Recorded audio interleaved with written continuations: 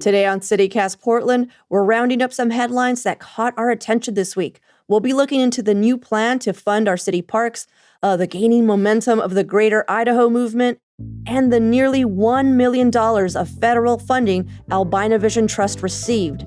Joining me today is Willamette Week's Sophie Peel, who reports on City Hall and neighborhoods, and our very own lead producer, John Notariani. It's Friday, February 24th, 2023.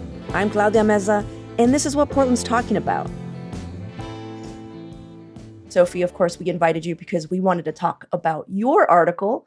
Do you want to start us off and tell us what that's all about? Sure, yeah. So it's about sort of the funding issues in the Parks Bureau and how the city of Portland is trying to kind of connect with a more steady funding stream than it's had in the past. So the Parks Bureau has sort of, faced a kind of number of devastating cuts to its budget, and it's just not able to, maintain and also expand its park system. So in 2019, there was a really particularly bad cut in it. The Parks Bureau just continues to not have enough money to keep up with its hundreds, if not thousands of assets. So, that means every year parks assets, whether it be a pool or a roof or a swing, are basically going out of commission. And it has, at this point, almost close to $600 million worth of deferred maintenance, which is kind of an astronomical number. And the Parks Bureau has, for a long time kind of relied on sort of the goodwill of Portland voters to, approve sort of a number of bonds and levies to keep up with maintenance and then, keep up with deferred maintenance and then also keep programming alive. But those are very finite resources. So what the city of Portland is asking the legislature to do, and they asked Representative Travis Nelson, who's from North Portland and has been, he's been a big advocate of pools and parks programming. They've asked him to take up a bill or craft a bill that would essentially allow the city of Portland to create a municipal parks district. And that's basically a special district that can levy its own taxes. And therefore, basically have a funding stream, a steady funding stream that it's never really had before. Is that usual for cities, that proposal? So it's really interesting because Oregon law right now allows for counties to create parks districts. So Tualatin has a parks district, for instance. I think there's a couple in Southern Oregon, but it doesn't say anything. It doesn't explicitly say cities can't do this, but it also never explicitly says that cities can do this.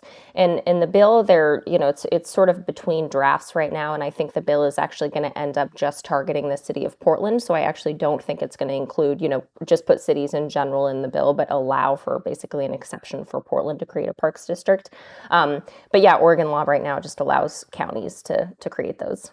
Yeah, it's interesting because I was looking into sort of special tax districts, which wasn't something I knew a lot about. It looks like a lot of times they're used for like rural fire departments or sort of rural areas that don't have the tax base for some of the services that they need.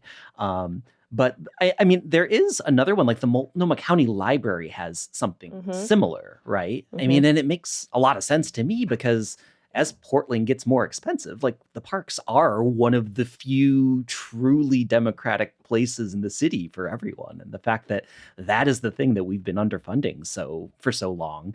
I saw some reporting from you from a couple years ago, Sophie, and in 2001, you said, there's this deferred maintenance cost, and it was $100 million less than the number that there is today. Yeah. I think that was just maybe like a year and a half ago that the number was closer to 500 million than it is to 600 million. I mean, it's sort of hemorrhaging.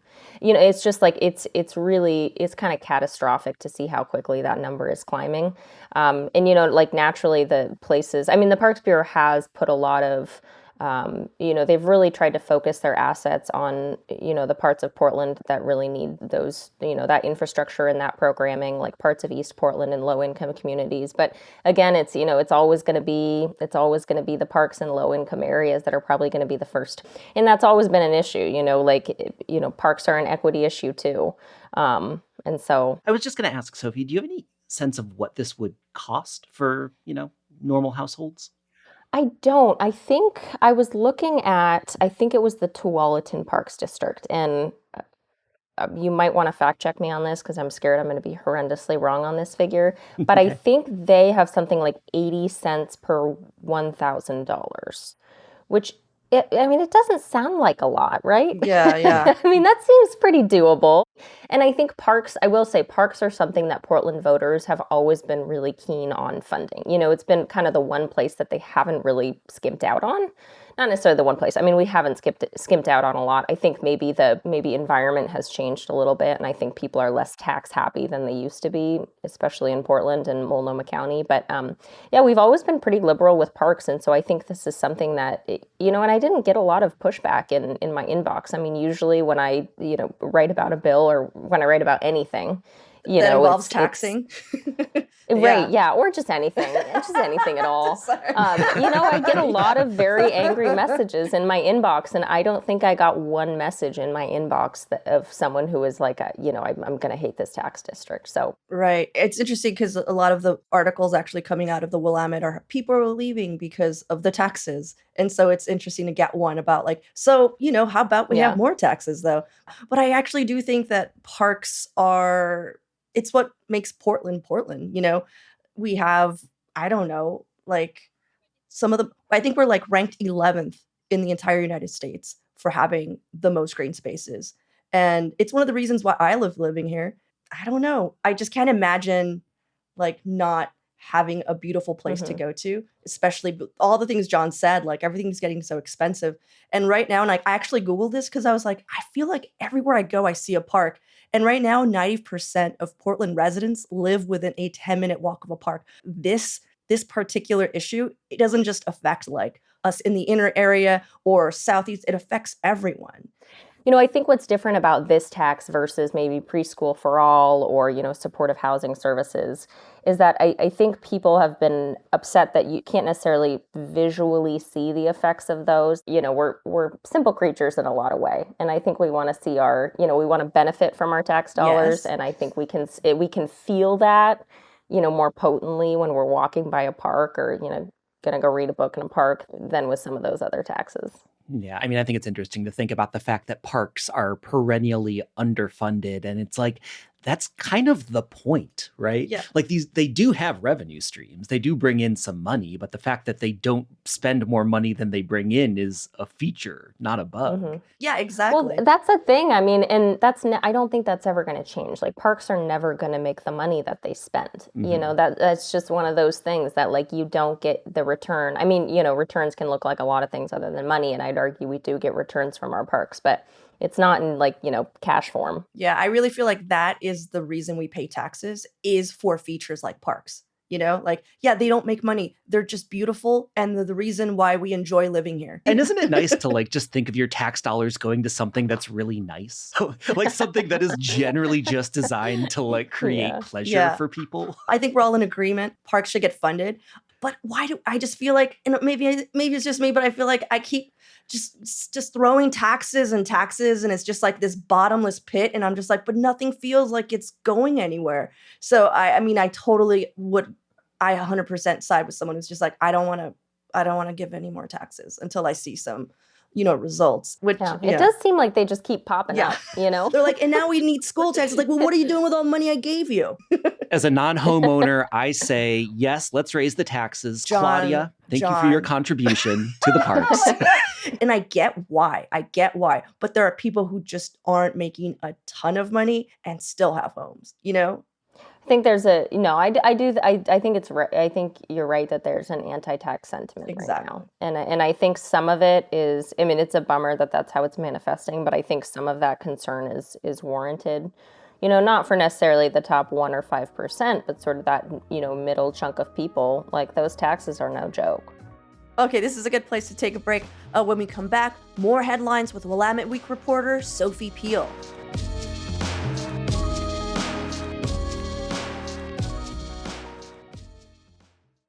Well, I would like to present the next headline. I think you two probably heard of it. It's pretty big news. Last week, the Idaho House of Representatives passed a non-binding resolution to actually start negotiations with Oregon lawmakers on Greater Idaho. For those who don't know what that means, it's a new state that would combine much of Eastern Oregon and Idaho. And by much of Eastern Oregon, it's basically anything east of the Cascades, and it's rural Oregon, Bend would still be part of Oregon.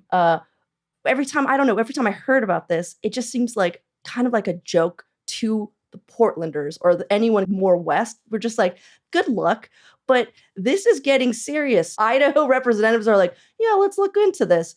I don't know. I have a lot more to say, but I'm excited to hear your thoughts. I think there's like this, I think we sort of have this like Portland uppityness sometimes that we don't take what happens east of us very seriously. Right. I think that's an us problem.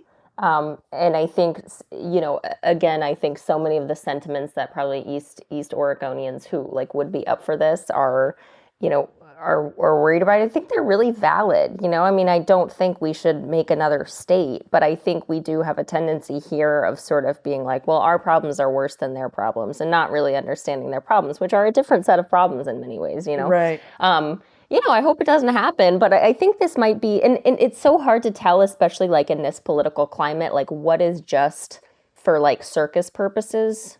Yeah. And what actually has some like, meat behind Right. it. And I don't know. I don't think this has any meat behind it, but Well, I've thought that before. Yeah.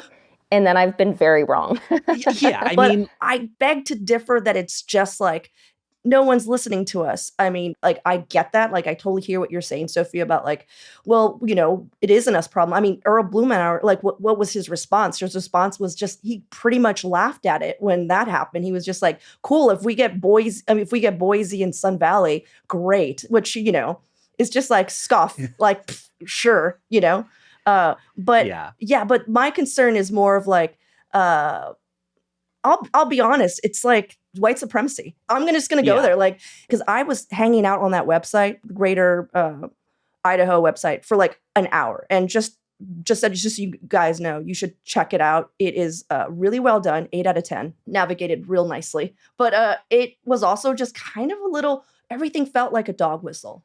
Yeah, I mean, I think that there is something complicated about that movement that is really troublesome. I mean, you look at some of the things that have been happening in Eastern Oregon, specifically around sort of DNR projects and land use projects, right? There have been developments where mobs of people have showed up with guns. I mean, I think the Malheur National Wildlife Refuge is the most well-known thing, but there's been lots of other instances where kind of secessionist, anti-government militias have existed throughout the Pacific Northwest, and they have for a long time. Not to say that this is a part of a militia movement, but I think that there is some overlap in that thinking. But I also do see the other side of it as like, this is a big state, and that a lot of the policies that are put into place in our state government are driven by like the urban areas. And that a lot of our sort of statewide policy is very focused on the major metropolitan areas. I don't know that seceding from Oregon is a viable option. I mean, I don't think anybody really thinks that it is, but there are plenty of people in Oregon that are not happy with the way that the state's going. When we had our, this is like the one moment that stuck out to me in our gubernatorial endorsement interview with Drazen and Tina Kotek. And obviously we endorsed Kotek, and I'm a big supporter of Kotek. But the one thing that Christine Drazen said in her introduction that kind of stuck with me is she grew up in rural Oregon. And, I think she grew up in a trailer park maybe. And she was saying like, I'm running for governor because like, when rural Oregon does not feel like they are heard by Portland, where all the powers rest. And like, That's legit. That's 100%. Yeah. It's legit. And I think it's so easy to say, F them, they're crazy, they're whatever. But I think we also have to remember that people saying that about Trump voters. Well, that was 50% of the US. So are we just going to say, y'all are crazy? Like, y'all are a joke to 50% of our, population. Like, that's not it. I don't think it's very productive. Not saying we should give air to this thing or like give it any legitimacy, because I do think, it's a secessionist movement. It has, I think it has roots in like, wacky, right wing, all that bad stuff. And at the same time, like, I think we also need to be, not understanding, but like realize that maybe that more hardcore group of people, like all the other people are only 1 or 2 degrees away from that. Like it doesn't take much to go from like point A to point Gotcha, because it's more of a financial transition where they're just like, I'm paying taxes. I'm not seeing them in my community. Also, the things that I care about, like between land use and things that actually put food on my table, no one cares. No one cares in Portland. And I get it because, again, I hung out on this website for a bit. And what was interesting to me is that they also are trying to sell the idea to Western Oregon. They're just like, imagine if you just got rid of all the poor, because it's the poorest counties. So they're just like, imagine if you just gave that all up and then all your money was concentrated on where you want it to go, because obviously you don't want to give it to us. And I was just reading it and I was like, that's pretty sad. Like you can't force someone to love you. But when I was looking at the map, I noticed that the secession would split Warm Springs in half, which is a reservation. And I was just like, that's interesting. How does the reservation feel about this? And so I, did a find. I looked, and I just want to read you what they said. So basically, in the website, they're just like, our ballot initiatives are passing everywhere, basically in the area, that they're trying, like very, very Eastern Oregon and then Western Idaho. They're just like, this is where it's happening. We're like, basically like, we're winning. This is totally going to happen. And they're just like, well, it didn't pass in Warm Springs and Camp Sherman. But I think it's only because they didn't realize that they could stay in Oregon, because they could stay. They don't have to come. And basically, they're just like, this is the best part right now. Warm Springs gets to stay in Oregon because without Eastern and Southern Oregon counties, Oregon could be a more liberal state that is more giving toward Native Americans. The ballot question didn't explain that these areas could remain in Oregon, though, so I think that's why our ballot measure didn't do well in these two precincts. I'm like, yeah, that's why it didn't do well. That's Oh my gosh. And that's, to me, that's when I read that, I'm just like, oh, God. It's like, no, guys, it's getting real, and it's a little weird, and maybe someone should keep an eye on that. I think we've learned our lesson of like thinking things are a joke and then them like really not being a joke. Yeah. And I'm not saying like, I'm like, oh, Eastern Oregon is insane. Like, it all makes sense. My concerns as a person of color, though, is like all the other things that I'm reading into in this website where I'm just like, I don't know, guys, this seems like a little bit more than just political. I mean, it's definitely political power. I mean, it's all tied up. Yeah. Like, especially with those, those like basically all, I mean, I don't know, they probably wouldn't categorize themselves as all right, but they're not far from it.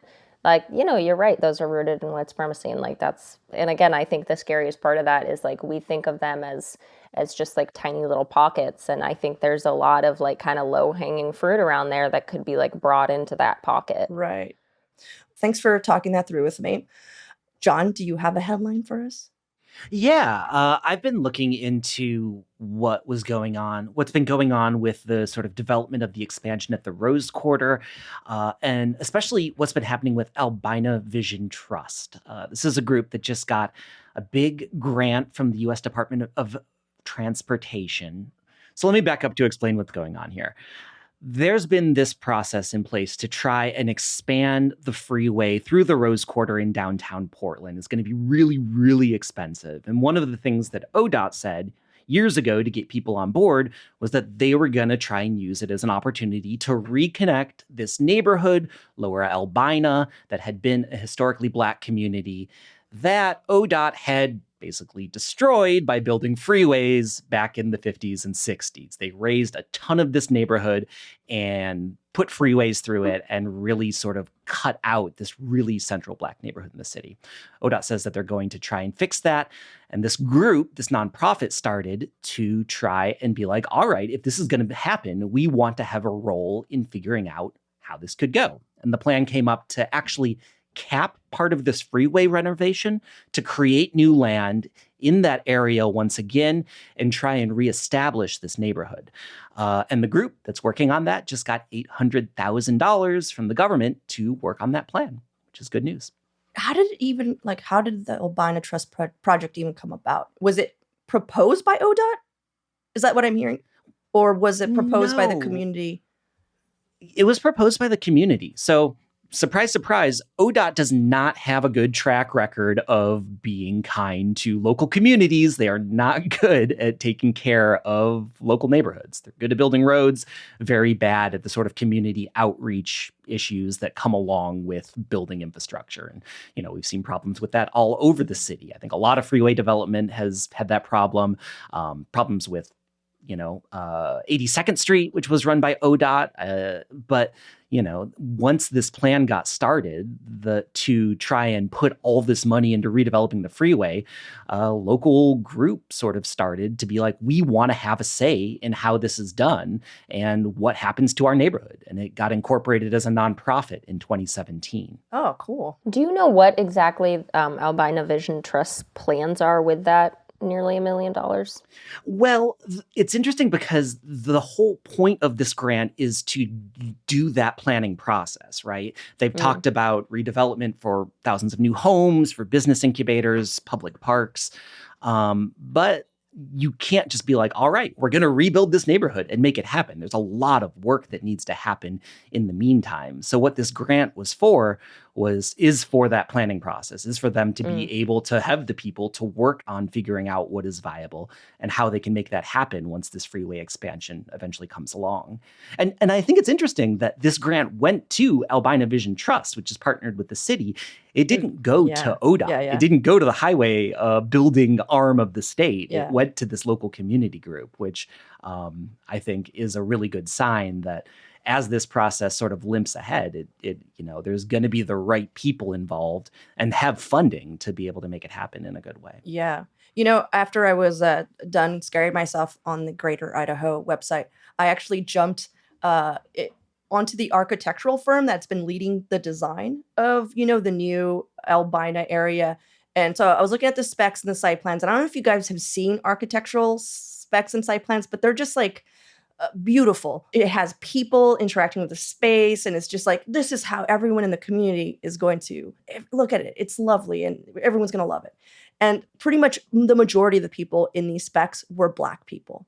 And it just got me wondering, like, where are they going to find all these Black people? Like, are they moving? Are they going back in time and preventing this, the migration out of Albina? Like, are they planning to go to the numbers and bring back the families? Like, I don't know. Like, I'm just wondering how this is going to affect actual Black Portland families that have been here since Vanport, Yeah, I mean, I think that's a valid question. And there has been challenges with some of the efforts that have already been happening, right? Like there was some apartment buildings that were built on MLK several years ago, and they had, put in special apartments that they had designated for people who had familial roots in the community to be able to move back into. And because of just bureaucratic incompetency, they had a really slow process of getting people into those houses. So you're right. It's not as easy as just opening the doors and, finding all these people and having them move back in. But I mean, at the same time, like if you think about what homes in this neighborhood are worth now, like any one of these is $1 million home. I mean, that is so much generational wealth that just disintegrated, in the name of urban planning. So just to back up a little bit, so it says, I'm reading the Oregonians for it, says the U.S. Department of Transportation gave $800K to the city of Portland for the redevelopment of Lower Albina. Well, so Albina Vision Trust is partnered with the city, right? So like the city is administering it, and like Albina Trust is the group that leading the program. Okay. Yeah. I think with all things that when money flows through the city, you got to keep up. Yeah. Got to make sure it actually goes to where they say it's going to go. Going back, maybe something to watch. But I trust the city a lot more than I trust ODOT. The Portland Bureau of Transportation has, the city basically walked away from this process a couple of years ago. The city dropped out because of concerns about how ODOT was going about it, and it was only recently that the city and Albina Vision Trust have come back on to really partner with ODOT on it. And the director of the Bureau of Transportation has been, take them at their word, but he has been outspoken in, really putting pressure on ODOT to make sure that it follows through with its promises to support this community in addition to just expanding freeways. So yeah. Not to be a circle back Sally, but we were just talking about, transparency in taxes in the city. And I guess I get where that hesitation of like, what's the city doing in there? What are they going to do? I mean, like, also it's just like, oh, let's go to the entity that screwed this up in the first place. They'll know what to do. They'll help. But I understand it's a new day. And also what's cool about the Albina Trust is that it's predominantly, Black led. Like if you look at everybody in it, it's not just like a bunch of white people like, gesturing a land acknowledgement. It's the actual Black community. So with that in hand, there should be trust. If things are going to go well. I'm still just like, it's such an amazing idea, but also since we've never seen it in our life, aside from that apartment that you were talking about that didn't seem to work out so well, that's what I'm like. I understand that, I just don't want it to be a museum of a Black community, Yeah. I mean, and I think it's also worth keeping an eye on the fact that this is tied to this proposed freeway expansion that is exceptionally expensive and has ballooned in price. Originally it was estimated that it was going to cost $400 million. They're now estimating $1.5 billion to put it together. So there are a lot of steps in between that need to fall into place for this to happen. With that in mind, let's get lighter. Sophie, your face. Let's go into our lightning round. That's usually when we come up with something we found in the headlines that it sparked whimsy. I do have one, and it does not spark whimsy, and it is not fun, and it does not catch anyone's eye. So it's actually dark. So 2 Oregon cannabis entrepreneurs were found murdered in Houston, Texas, one in late January, and then the other guy 5 days later in early February.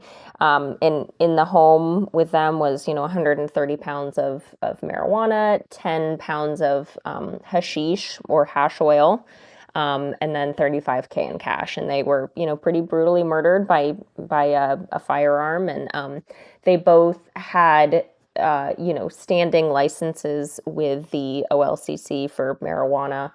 One of them was still more active in the industry, and the other one, it's a little unclear what his involvement was in the legal market. But, it's really rocked the cannabis industry in Oregon, and I think it was a really stark reminder that until, federal legalization happens, there's going to be a parallel black market, and the black market and the legal market are never going to be, they're always going to be intertwined. So I think it was just kind of another push to, pass this thing federally, which of course, I don't think it's even 5 years out. I think slowly the legislature is sort of changing its mind on it. But I think it just really sobered the industry. Yeah, I mean, I think that's interesting to think of in the perspective of some of the stories we saw last year about illegal grow operations in Southern Oregon. And there's a really dark underbelly in Southern Oregon of just, horrific things. And I don't think it's gotten the news coverage that it deserves. I mean, it's like from all accounts I've heard, it's like dystopian down there in some of these grows where, they're really exploiting workers. There's a lot of, immigrants who will come up and work for little to nothing and completely be exploited by, these illegal market growers. And it, in talking to people in the industry too, it sounds like there's a lot of people, because there is still, an illicit market, there's a lot of people where being in the legal market right now, it's really tough to make a profit.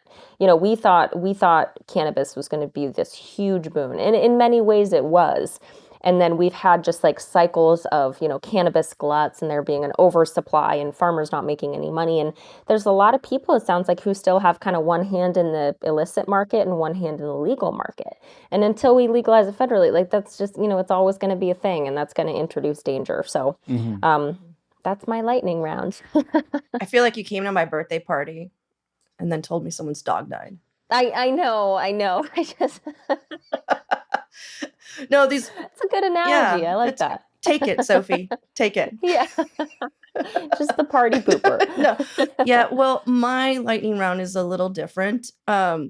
This headline is actually from Wednesday, when we had that cold snap, and so there were blizzards pretty much all over the United States, and one of them caught our Blazers were stuck in a jet for about 8 hours, and they had nothing to do, and they weren't allowed to leave because it was one of those situations. I'm sure people have been on planes and understand. They're just like, no, we're gonna, and then so it was that feeling of no, anytime now, and also because they were trying to make a game for the next day, so they were all just like, no, we got to stay here, and so they got bored, and this is what they came up with.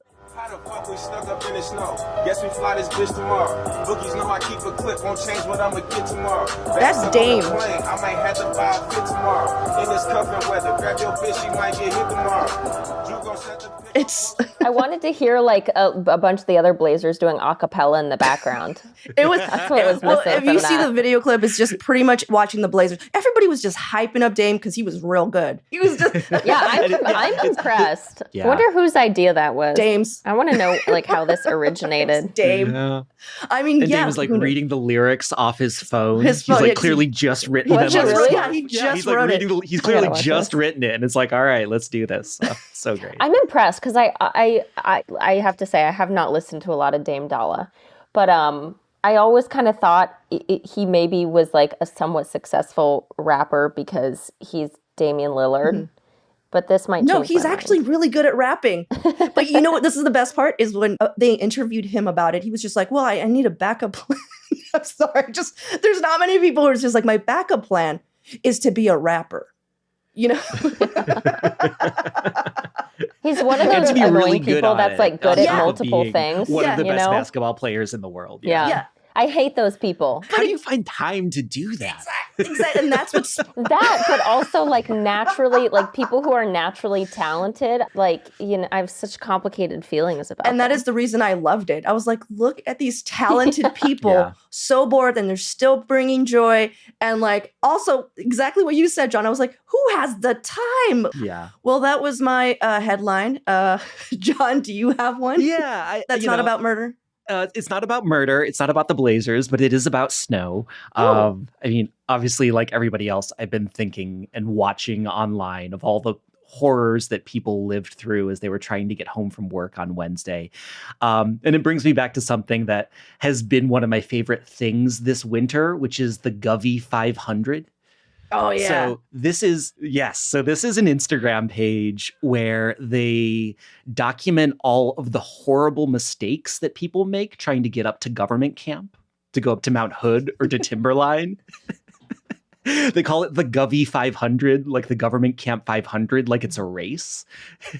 And people just upload their own videos of just cars sliding down the mountain and like spinning out and getting stuck and having to put their chains on in inconvenient places. It is like the best mix of like Portland, schadenfreude at bad drivers and snark, and also like, don't do this. Winter driving is really serious, and don't just drive up a mountain and think that you're going to be okay. It is nonstop entertainment, and I definitely recommend the Govey 500 on Instagram. What's the video that resurfaces every time we have a snow day of the two joggers?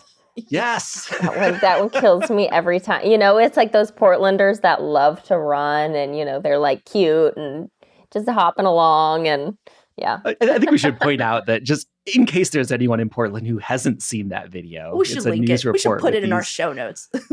We'll put it in the show notes. If No. you haven't seen it, we've got a surprise for you. Yeah, in the show this is notes. like a must see for any Portlander, just so you understand why people hate us. So, yeah. Yeah, this is our culture. Yeah. This video, you don't need No, anything else to that's it. understand Portland You're done. culture.